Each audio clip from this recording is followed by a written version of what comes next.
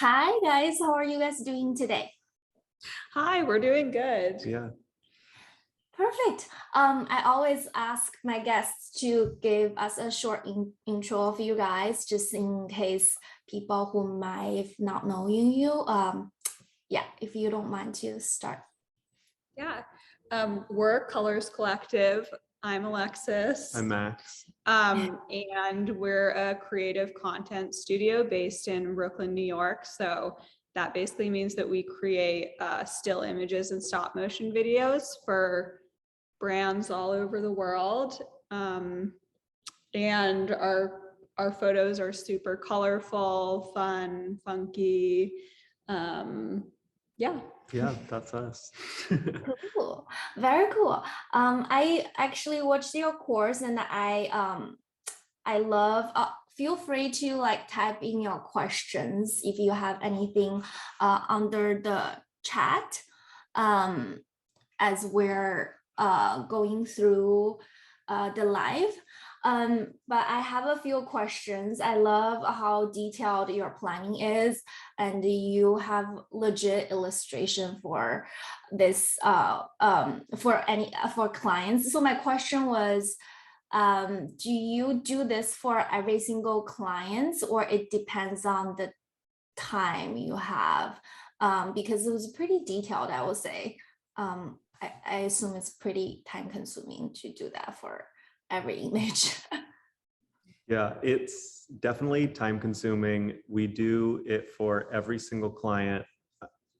And we find that although it is kind of an investment in the beginning part of a project, it does cut out a lot of potential editing time after the fact. So, the more we can get on the same page with our clients as far as like where our heads at, coming off of their creative decks or briefs or something like that, it helps just make sure that we're both on the same page. And sometimes it can be a lot easier to, once the sketch is done, they want it to be a different color now. Like we can just change it in the sketch, show it to them. They can say, yep, that looks amazing.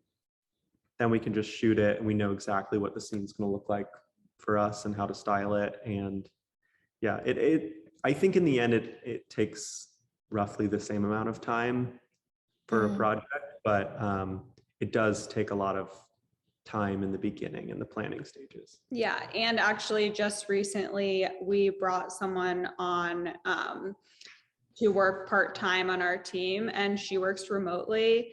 And so we've been transitioning like some of the sketching responsibilities to her because it was taking up a fair amount of time. And so we basically do like a preliminary sketch now, and then of like what we want, what the placement, color, stuff like that. And then we send it over to her and she does like a more detailed sketch that's more client ready. Yeah. So that's definitely helped with timing. Yeah. And the sketches have gotten more detailed over time. I mean, back in the beginning when we first started doing them, they were a lot looser and maybe even not even color at one point, and then color. It started to, the less anyone has to kind of use their imagination for the sketch, I feel like the more on the same page we are and the less potential confusion. Yeah, that makes a lot of sense. Yeah, because I was watching a course and like, whoa, this is super detailed, and you could have saw this as it is because it's how detailed the sketch is. And so that kind of tied into my next question. Do you guys, because this course is pretty much about hero images, do you guys have a minimum for images for each project? Because taking on a client is a lot of work, onboarding and all the plannings, everything. I assume you probably need a good amount of minimal work in order to take on the project. And do you have like a minimum images per project? So our pricing, basically it's tiered. So if you're purchasing like a smaller amount of images, it's going to cost a lot more per image than if you're purchasing a larger amount of images. So clients typically like don't really want to purchase like under 5 images or something. And we've seen in the last like 2 years, probably the average that people are purchasing is between like 10 to 30 images Okay. Yeah. at a time. And yeah, I think it's just, so that's sort of how we deal with like the minimum issue is basically like, if you're going to ask for only like a few images, then like you're just going to have to pay more per image. Yeah, that makes a lot of sense. And do you, so if they do 30 images with you guys, do you do 30 sketches with each images? Yeah. Yeah, that is a lot. That is a lot. It's a lot. It's a lot. And yeah, I think like sometimes we have sort of been like, oh my God, why are we doing this? But then every time it honestly has paid off because like clients know exactly what they're getting. And so we like essentially have cut out completely anyone coming back saying, oh, can you reshoot this? It's not right. It's not, we didn't realize it was going to look like this or something. I think that's where a lot of the like additional time gets added on shoots is when you shoot something, give it to a client, and there's something about it that might be a small edit, but it can't be done in post, and we have to reshoot. It's like we have to reset out the whole thing, reshoot, edit from scratch, and that's really like I think the step we were trying to avoid as much as possible. Yeah, that makes a lot of sense. Michael has a question. Do you allow yourselves to vary from sketch on shoot day? Maybe lighting or composition just working out? Yeah, we plan things out pretty well, and sometimes we'll do like our own little test if like we're sketching out a sketch and we're like, we haven't done it, like we haven't really done something similar to this, or like we don't know how this is going to look. We'll sort of test it before we send the idea to the client. We will also sometimes like, I think just the other day we were shooting some client images and we realized like, oh, this shot would actually look a lot better from this angle. And this shot might look way cooler with a hand with like this funky fun sleeve on like in it. And so we did take those photos and we will probably end up sending them to the client and saying like, if you'd like to choose between the photo that we originally talked about or this photo, like let us know. And sometimes clients will then want to buy both of them, which is great. We don't do that a lot because we don't love when clients like assume that that's okay to ask for. Like some clients will be like, well, can you just shoot like 4 or 5 versions of this one photo and that's fine. And that's not cool. We don't really allow that. But if we're feeling like creatively inspired in the moment and we want to like, change things up a little, then we'll offer the alternative. But I would say, yeah, like in terms of the lighting and the composition, if we're sort of looking at it beforehand and we're wondering if it might be an issue, then we test it out beforehand. And if something in the moment is an unexpected, like something's not working, we just reach out to the client and let them know. Maybe we offer a solution also, just to make sure that, the majority of all of the work we're giving them, if not all, has been like talked about between us and them. Yeah. Cool. So I actually have an additional question. It's not really related to this, but I was just curious, since you guys are pretty established in your work now, you guys are probably have more flexibility in terms of what type of client and projects you can take on, and also how many of a project you want to take on a year. So I wonder if you guys have any suggestions for people who are maybe just starting out not too long ago, and they do not have a lot of flexibility of what type of clients they can take on or how often. Because I assume like the amount of work you guys do, you can probably only take on like one one client a week or 2 weeks, because it's a lot of a planning. But for people who just starting out, obviously they cannot charge the price that high, which means they will have to take on the project more often. What is like a good ideal for people who just starting out, say like a shoot per week for product photography, because it's more involved compared to like events or portraits? Do you think that's good without like burning out yourself to try to do like a couple of them a week? I mean, it really depends like the size of the shoots and like, yeah, like, I mean, we charge at a per image rate. So for us, and that's sort of how it's always been, Right. like since day one.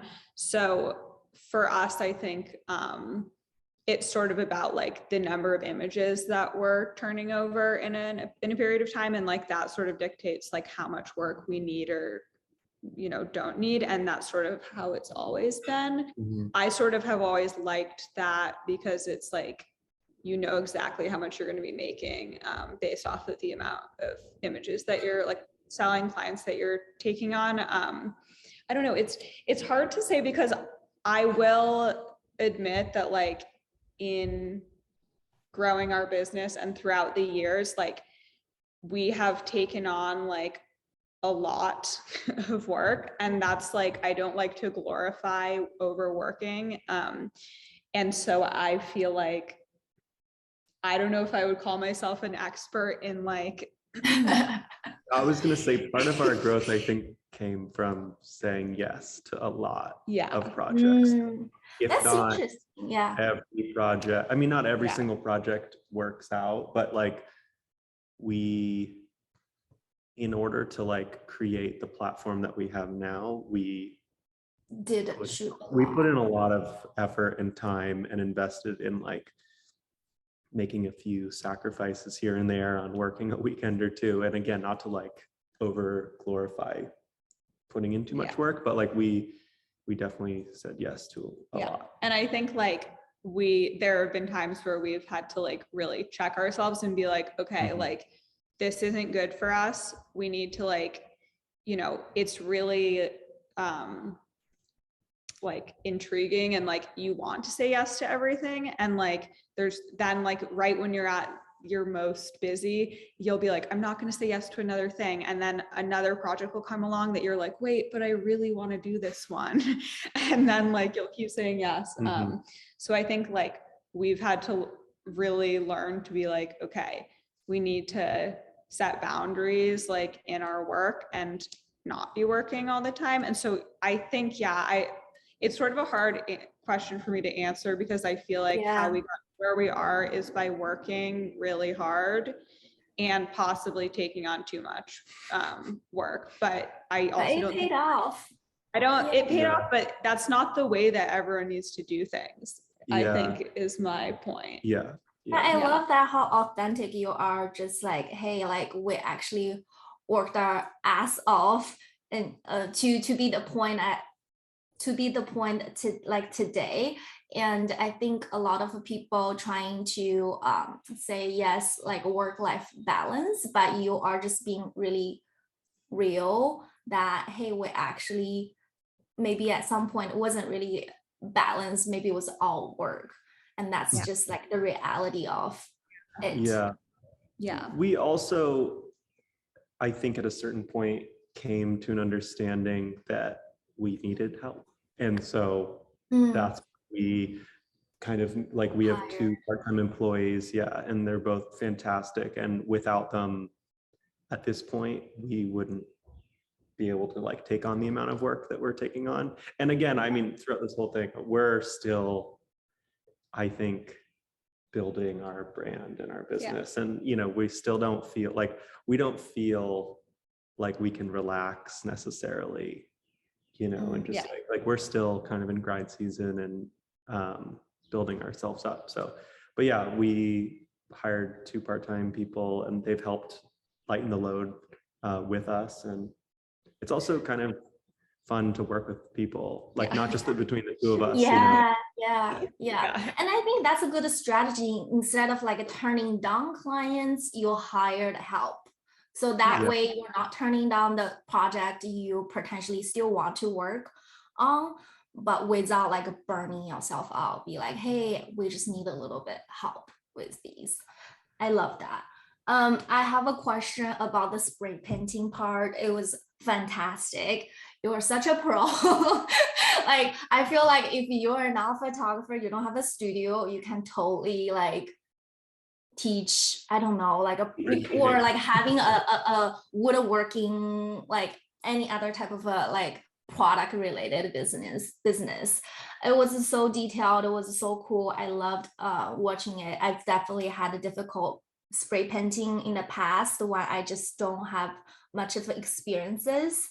And I love like the sort of the, oh sorry, excuse me, I think this is my SPCA. My dog is having a surgery tomorrow, so they're calling to confirm. Sorry about that. So I love that. Oh, I lost the questions. Just a second.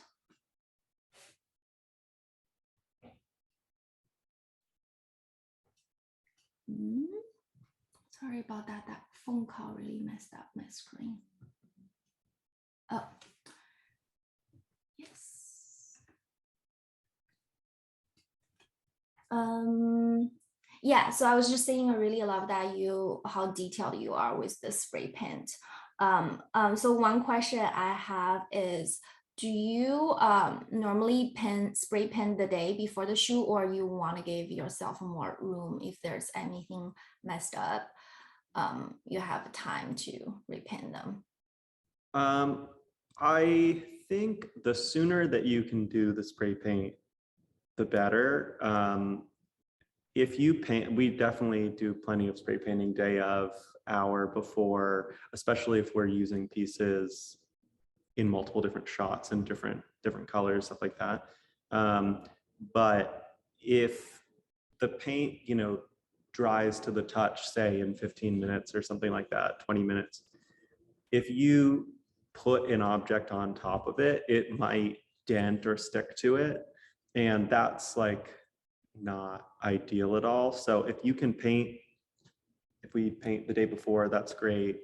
If we can paint 6 hours before, in the morning, that's better. But yeah, I mean, we try to do as much planning before we shoot. Kind of like in our video, we like have a prop table, and I might spend a day or two before the actual like our shoot day, Right. painting and prepping, and maybe even just making sure I have all the spray paint for the next one, even if I have to paint it a different color. Yeah, that makes sense. And then until what point, I get asked this a lot. Like people are like, how many layers I can spray paint before I have to send it out, the product itself? Do you have any suggestions or? It really depends on how good of a job I've been doing.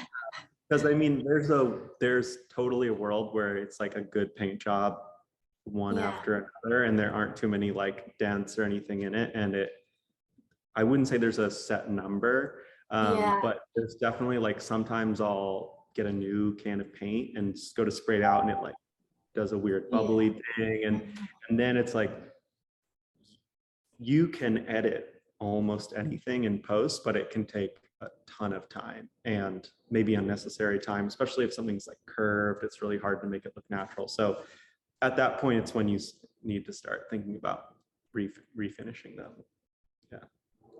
Yeah, that makes sense. I love that you mentioned that if your piece is smooth enough, then obviously you can paint on top of it.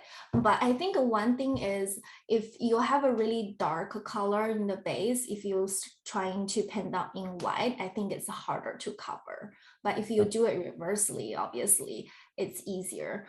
So I think that's one thing they need to pay attention to it. If they're going from a super dark base to a very light, then they may have a hard time to cover it. Yeah, I love that when you were doing the spray painting, you kind of stick the pieces on a piece of a cardboard and then you just turn them. Is there a reason why you do that? Because if the pieces is really heavy, isn't your arm sore? Yeah, I mean, there's certain pieces that I know they're like big enough that I just need to put them on the ground. Right. But anyone that has spray painted something on the ground, like it's hard to get the bottom edges, or you have to like be moving yourself around this piece a bunch, and it kind of changes like the work area you have and everything. So I try to put them all on those little cardboard pieces, because then you can just spin it in your hand. You can get like low down, you can keep the spray paint like up and down, versus as soon as you start to like angle it, that's when it starts to spit out little like pieces of spray and splatter, which again, it's like that helps lengthen the amount of time you have between cleaning, is just making sure it's not getting splatter and stuff like that. I was wondering, maybe this is a little extra and then you don't need this, but I was wondering if have you ever tried, like I actually have one next to me, like one of those floral turning things, and you can put it on your stool and you just like, you don't have to turn yourself, or Yeah. I feel like this might be a little bit easier, but I also feel like you have really good system. That's done a really good right. Yeah, I love that idea. We should get one of those. In my like dream studio world, maybe our next studio, I would love to have a spray booth, and I would Yeah. love to have one of those like with a big fan and an exhaust. That would be excellent. That's intense. That's like my factory. That's how my factory's spray painting. Like they have a fan, they have a turning thing, and they have a spray gun, and they are like all suited up and then like doing that spray paint. Yeah, it's like we at a certain point, I think, have recognized how much of a role like custom painting things is in our studio, and like it takes a lot of time. And when we moved into this studio, we even talked about getting like a little kind of window spray booth thing, but our space has an outdoor space, so it was like, are we going to lose that square footage? Yeah. Versus just like not being lazy and going outside.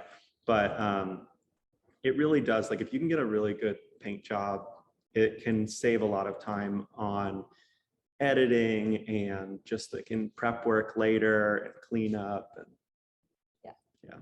Totally. I love that. But I learned a lot from like that section. Actually, somebody else had a question. How do you deal with difficult clients? I think it's a bit vague. Like, I'm sure you guys probably have encountered with different type of clients. I think like having a contract is really important, because like if there's going to be difficulties that are going to like seriously affect the time that you're spending or anything like that, then the contract like is a great way to reinforce like boundaries and like what the job that you're there to do. And I think like we definitely have our share of difficult clients. I mean, difficult, there's like so many different spectrums. Yes.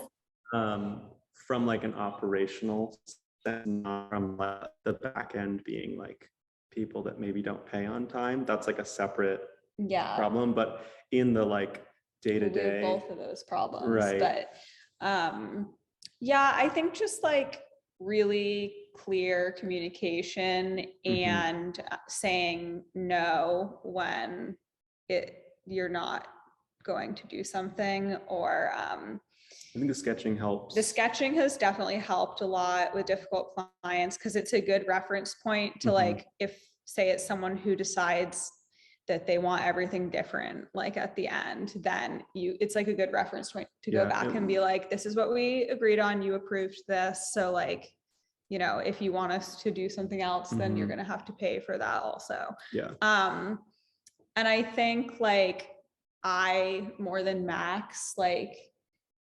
struggle more with feeling like personally like sad and upset by difficult clients. Like it really affects me and like my mood, and Max is much better at sort of just like being like, this is the job.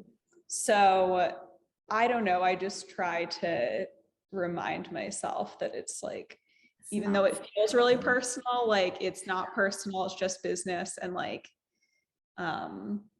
yeah. I mean, we're putting so much like time and effort into so much of our work. I completely understand why it can sometimes feel personal. Yeah. But yeah, in general, trying to remind ourselves that this is the job. This is like, there's a certain level of like working with people that I feel like is, I wouldn't say fair, but like there's a level of fairness between like, you know, we're in a creative field and we're trying to like, we are making creative things for people that maybe don't come from creative places sometimes. And I think that like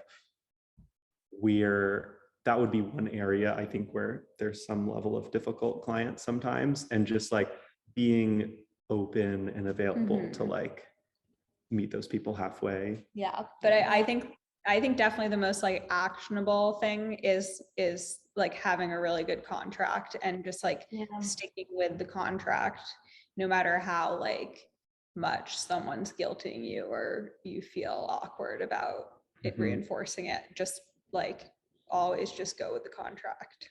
Yeah. I mean, this question, I wonder if you have anything specific when you encountered with difficult clients, because it's a bit vague. There are really a lot of differences. It's related. It's very helpful. Recently experienced the guilty thing. Yeah, I actually have experienced when Alexis mentioned that you take it very personally. I recently experienced that. Just like I received email from a customer who were sort of complaining things, and like the last two, it was a fairly long email, and the last two paragraphs I just felt like was a personal attack, even though I know it is a business, but I took it as so personal. And also think sometimes from the outsider view, they probably often think our business is bigger than it actually is. So they were expecting a lot, and this person was just expecting a very like sort of like Amazon type of services.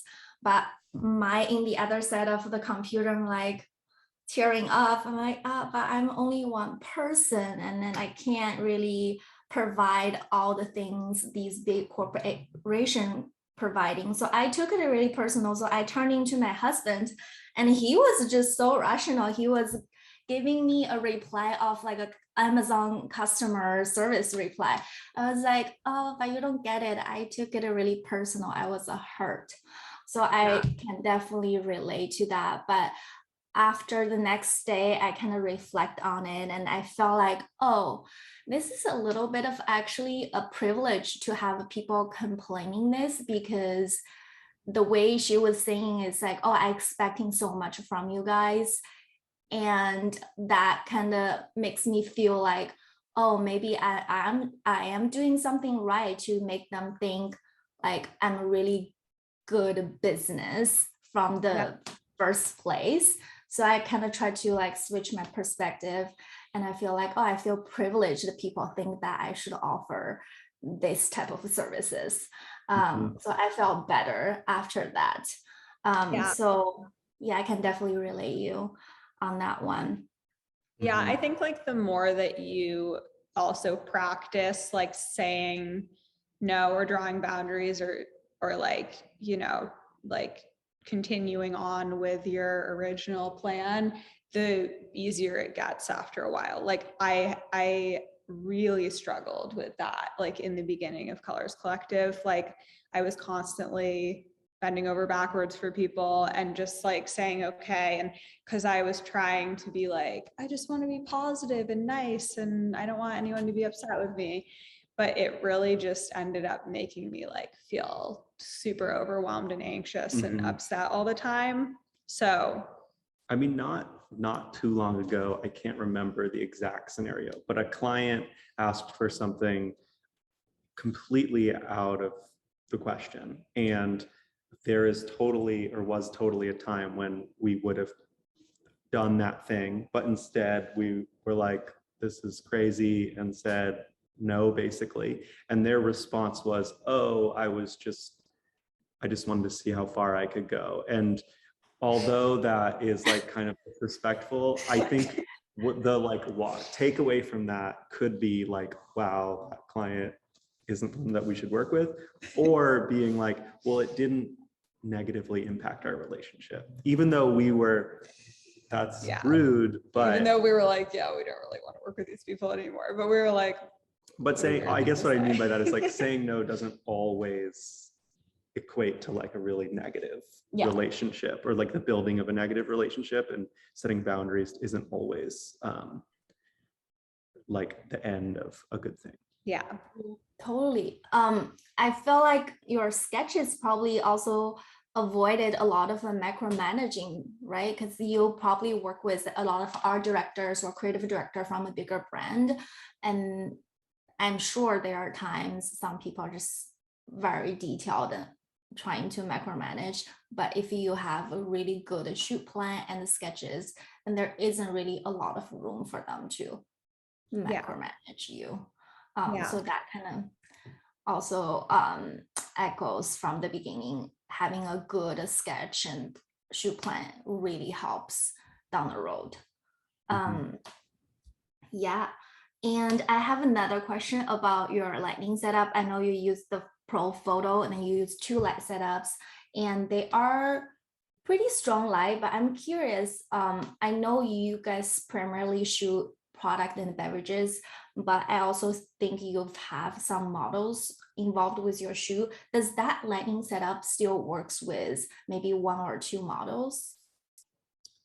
Yeah, I mean, the shooting people is a little bit trickier than shooting product. I mean, not only just from the like, okay, you put a product here and it doesn't move and it's facing the way you point it, and you can finesse the scene, really in a controlled way. With people, they're moving, but they're much bigger. So yes, it does totally work, but it's on kind of a different scale. And we have used that same lighting setup with people. But you really need to the lights are strong enough to a certain point. I mean, it depends on how big the scene is. Yeah. We've shot, full picnics with people, and, people reading in a circle, like with just these lights. They do come in we have like the 500, and they go all the way up to 1,000. So double the power of what those lights are. yeah. But yeah, in general, yes, it does work. People are tricky though. They're like, there's a lot more kind of focus on like faces, what people's faces are looking like, things like that, where you really have to like control the way light is, shadows, all of a sudden shadows can make people look terrifying, or beautiful. I wouldn't say it's a lot harder, but there's a lot more, the focus kind of shifts from shooting a product than to shooting people. Yeah. And that's not to say like we definitely use other lighting setups. Like these are just our 2 main lighting setups that we use for like product photography and for hero images.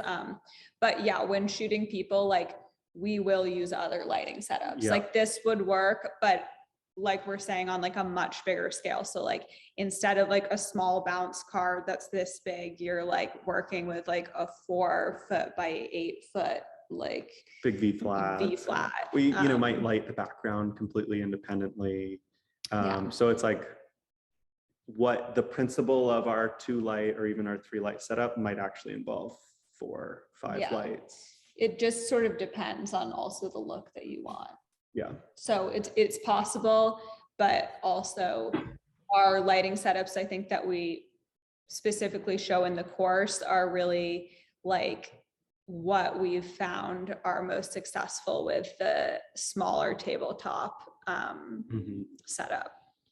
Yeah, that makes sense. And then you mentioned there's key light and there's field light, and are they the same model? Yeah, yeah. And do you turn the field light, is the key light stronger than the field light? It kind of depends. The fill light is bouncing off the ceiling, so oftentimes they'll be at a similar power, but because it's bouncing off the ceiling, it's actually lighting the scene at like I see. half the power. I Yeah. mean, if you put the light, it's like a lot softer of a light. It's really just filling the Gotcha. shadows. Sometimes the fill light is all the way up at 10, which is the highest they turn up to, and let's say the key light is at 8 or something like that. That would be a pretty standard shoot of balancing. Is your ceiling also painted white? Yeah, that's sort of an important factor. Like if you had like, you know, black ceilings or like high vaulted wood ceilings or something, it wouldn't really reflect. It wouldn't have the same effect. In which case, like you could then just take like a V flat or like part of a V flat, the white side, and then basically like rig it up above the scene and which we do use sometimes. that to reflect the fill light off of. Yeah, if we need more of a fill, we'll do that. We'll like suspend a flat, like a big, 4x10 foam core white above our scene and just bounce off that, just because it's a lot closer. Yeah. So I guess the key is you want the field lights always reflect on the white surface, not other colors. Yeah. I mean, and again, that's just like part of our style. Someone might reflect off of like a gold surface to make the scene warmer or something like that. So white is definitely our look, but yeah. I wonder, would you communicate with the client about like the lighting situation? Because I know different light source will change your product packaging's color a lot. And I think some clients really want the true color of the packaging. Some people don't care as much. Like, how do you communicate that from the planning stage?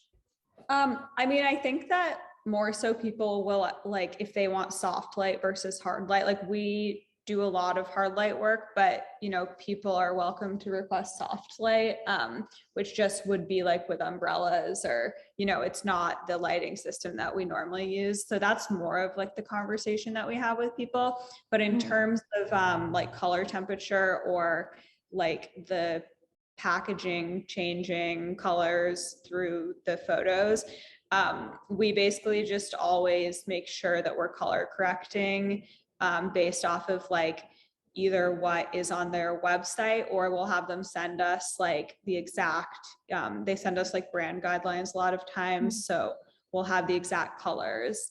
There's totally been times where we shoot something true to life in front of us and a client, that'll be their edit, is like, oh, can you make it more pink or more vibrant? And that's just, I think, something that happens often in the editing stage. So that's more of like a post edit for us usually. But people, I mean, oftentimes when someone sends a deck or any sort of creative brief, they'll have like a little mood board with example images. And if a lot of the images, say, are soft light and don't necessarily look like our traditional work, we'll usually bring that up and confirm with them that what kind of lighting they want, hard versus soft, or stuff like that.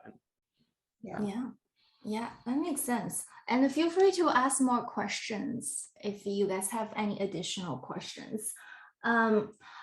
Speaking of a harsh shadow, and I know there are harsh, for your specific style, you love the harsh shadows, but for like what I'm trying to ask, what is like the good harsh shadow you want, and what is the type of shadow you want to get rid of, you want to avoid? Well, I mean, we kind of have a go-to lighting just as far as shadows goes, like hard versus soft. We use a zoom on our light that makes the shadows even. Like harder, sharper edges than just even if you shot the light straight out. And for us, like we are very much so planning where the shadows are. You know, it's almost part of the planning as like what parts are lit and where's the shadow. And then we spend a lot of time even lighting the shadow, making sure it's not too dark. Yeah, like with the bounce card that we'll put on the table, that's like on the side that the shadow is on, so it'll fill the shadow a little bit. So it's like your product, even though you have that hard shadow still, it's not like super, super dark and like muddy looking. And like the side, you know, on the bottom of your product isn't going to turn like super dark and like not be recoverable in edits. Like you'll still get like a little bit of bounce of light there, and it just makes the shadow look like more even and like less like muddy and dark, I would say. Yeah, and other like any other shadow that's in there, if we didn't want it there, we would just move the lights around or move the like subject of our image around so that it wasn't there. I mean, sometimes every so often we have to do a combination of two photos if there's like an unavoidable shadow, say from like a hand reaching in that's like covering something in the background that we don't want. We might do like a plate of the image without the hand and then edit the hand in or something like that. Yeah. But that makes sense. Another question I was curious about between like what is like the differences between a hero image slash, oh, this is more of like editorial series that is the product is important but not like as important, like then I have to be like in the focal point all the time. Or have you ever like worked more of a sort of like more editorial where the product doesn't have to be always be like the highlight or like the center of the image? yeah, I mean, I feel like there's like kind of 3 levels of shooting product. I mean, these aren't the only 3, but there's like silo e-com photos. It's just like white, there's the product, that's the only thing there. Hero image is kind of the next step where you might, you're really still trying to focus the viewer's attention on a product, want to tell everything you can about the product, but in a really simple way that really doesn't distract from it. Yes. And then, you know, more editorial kind of like might be more of a styled scene where there's a couple of things going on, and maybe it's more of like a vibe or a feeling associated with the brand of the product or something like that. Yeah, a lot more props, like a lot more maybe like weird lighting scenario for editorial. And like maybe the product isn't necessarily like the center of the shot. It's like just a part of the shot, whereas like a hero image is really like, this is the product, here it is. And maybe there's like, for us, I think we feel like the most successful hero images are when there's like either just the product or a product with like 1 or 2 characteristics that define it well. So if it's like, in the case of our course, we made like in Anthurium fig flavored soda, which obviously I don't think Anthuriums are not edible, but it was like, you know, theoretical. So we then focused, like one of our main images that we shot was on the fig and Anthurium, like with the like flavored can and then condensation. So it's like you get all of the information that you need to know about the product without like a million things going on. Yeah, totally. I love that you are mentioning like the more of like the hero shot is definitely more still focused on the product itself, vs the more editorial shot is more of like convey a lifestyle, a feeling, a mood, or a vibe, which I know brands love a combination of those two. Some are just like, hey, this is what we're selling, this is our product. But some are more of like, oh, this is like what's our mood, what is like the lifestyle, what kind of a customer would use our product. I love that differentiator. Do you guys like, and when you take on the project, do you normally do like a combination of both? Some are more props, more of a mood, some are more of like the hero shots, just to make sure the client gets like a mashup of both. Yeah, I would say typically that is how we do things. That's just sort of what people want, I think. So yeah, usually like half the images are more like product focused, more hero-y, simpler, and then half of them are like much more props and action going on. And yeah. Yeah, it's every so often, and we have a lot of repeat clients, and every so often a client might come out with a new product, and that photo shoot might end up being like, oh, we're going to do a bunch of hero-y photos because we're like going to announce a new product or something like that. But then I'd say it's pretty balanced. Yeah, that's cool. Michael asked, love your work. Is there anyone who influenced your editing process or look? Do you have someone? I don't have a specific person. I mean, in a lot of ways, I feel like we're influenced by all sorts of things outside of our photo world and other photographers. You know, we're like, I don't know about necessarily like the editing process or to get that look, like vibrant colors and stuff like that. I mean, I would say that someone that from the beginning of my photography like career that has always influenced me is Aaron Tilley, and he just like does, and it's not really like necessarily about the colorful thing, or like I think it's sort of like his minimal but like really like his messaging is just like so clear in his images. You'll have to check him out if you've never seen his work, but like he does like a lot of like editorial work for Kinfolk, and I think like in the beginning of Colors Collective, that's like someone who I really looked up to, and I still follow his work today.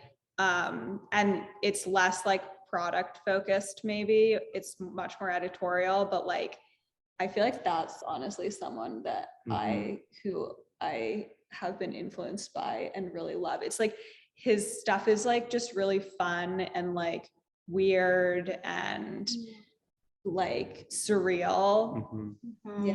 Yeah, and there's a lot of like art also, I think, that I am big fans of, that have like super bold color blocking, stuff like that, which I feel like kind of communicates to our work, like Ethan Cook or Anthony Toronto, or like Hans Hoffman, just like color blocky. That we're big fans of that as well. Yeah.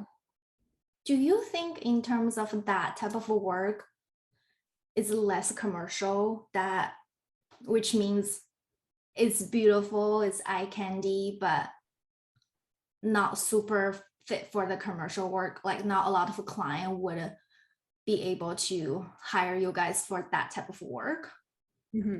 Yeah, I think definitely. And that's sort of like, I think it's sort of funny that like, so for instance, like Aaron Tilley, who like I'm really inspired by, it wouldn't at all be the same realm that we like. It's just not the same side of the industry, I guess.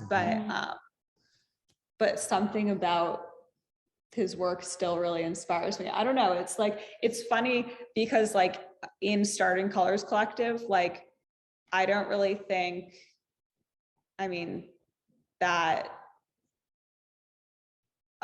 there was necessarily like a plan as to what direction we were going. Like it wasn't necessarily supposed to be like commercial photography. It was sort of more editorial in a way before, but it just sort of ended up like this, and I don't really know why. It's like a creative outlet. Yeah. I also don't know, maybe you guys know, I also don't know how the editorial type of photography will actually bring revenues and income for photographers. It probably get you a lot of exposures. Kinfolk or like magazines like that. But Yeah. I don't know how it will actually help you bring in income. Yeah, As we much as talked I about really that. love. Yeah. Yeah, we talk about that all the time. I mean, it is kind of a like, I wouldn't say the grass is always greener, but like we would love to have photos, you know, in magazines, more stuff like that. But in the past, those projects don't pay at all. I mean, they pay don't very, well. very little amounts. And so it's like, There's no like negotiating there. Yeah, They're like, this is either the you budget. want your work in the magazine or you don't. Yeah. And this Right. is the budget and we're not gonna meet you really. I mean, Right. I guess unless you're like really high unless up, you're like Stephen Meisel or, Yeah. you know, like a name that Yeah. is worth, I'm not saying that we're not worth our name, but you know what I mean? It's that we're not like Yeah. not like a celebrity celebrity in photographer. ourselves. Yeah. Yeah, so And I don't know. You guys are the celebrity photographer in my heart. But I definitely understand what you're saying, that even like not just for photographers, for like I've used to be into like floral arrangements and stuff, like even like the celebrity of the floral industry, if they have a gig for Vogue, when I asked them, they were like, that gig is not paid, but the flower itself probably for that job was probably worth for like a 10K just buying, then they have to like pay all of that. So that just like tells you that type of work, definitely give you a lot of exposure, but you're not gonna bring in income through a magazine or publication like that, which is unfortunate. I'm not sure if it was always like this. I mean, maybe prior to like the big internet kind of boom, like that is where all the work was, is in magazines and in print and stuff. So I think that might be a newer, in the last 10 years type thing, but yeah, that's at least how it is for us. Yeah, cool. Any other additional questions you guys may have before we're wrapping up the call today? Feel free, or you can even show up your face. I know Michael's been here for a couple of times. If you're comfortable with showing up your face today. Let's see if I have any other questions here.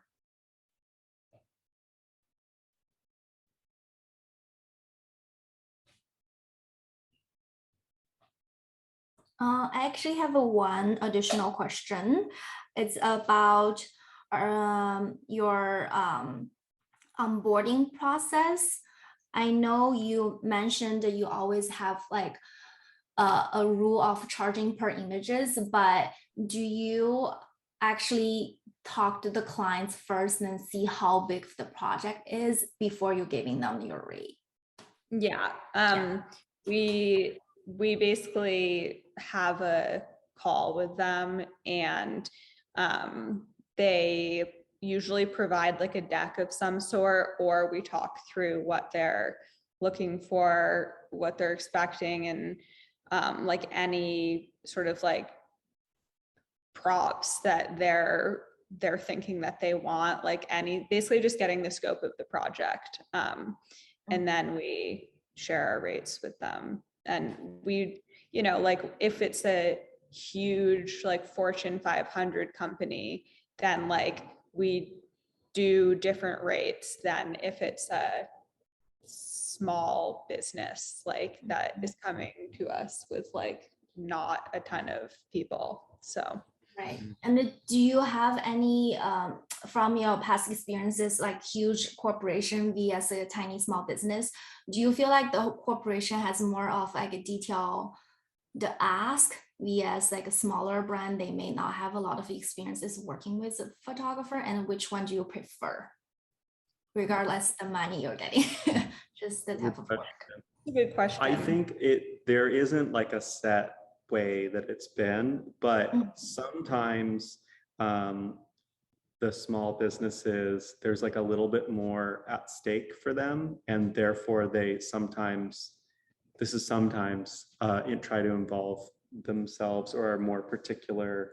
Yeah, more which so makes sense because it's way more money percentage wise, like, you know, than a huge company where it's just like it's like you're often talking to the business owner with a small business, and with a huge company, you're talking to like someone that works as, you know, an art director, and they're going to clock out at the end of the day, and like it's not affecting them. So it can be easier to work with bigger companies, but also I don't know that we could really say like that it has been one way or the other, because we've worked with a lot of small companies that have been really great and actually like were really easy to work with. And we've worked with a lot of big companies that have been really difficult to work with, especially when it comes to like contracts getting signed.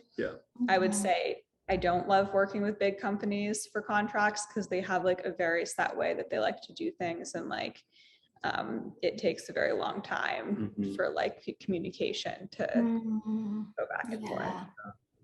But Totally. yeah, I feel like there's definitely a lot of where we are pushed, I think, a lot more in like a fun, creative way, often with smaller businesses, and that often is the most rewarding work. So we love to be kind of pushed out of our comfort zone, or like being kind of experimental creativity wise. Cool. I love that. Thank you so much. So when is A Drink going to launch? Yeah, good question. I've been asking that question also. I tried to drink. We have the can over there, and Max wanted to like open it and drink it the other day. He's like, I don't even remember like what can I made this out of. And I was like, no, you can't open it. That's like a relic. Like we need to keep that here forever. Yeah, I don't know. At a certain point, maybe in retirement, we'll like start a beverage brand. Yeah. I didn't know. I legit thought that was a company. I'm like, oh, that's cool that they work with this company. And then I watch your course. I'm like, oh, that's not an actual company, but it looked so legit. I was like, great packaging design. Yeah, Max custom painted it. That was amazing. Wait, like by yourself?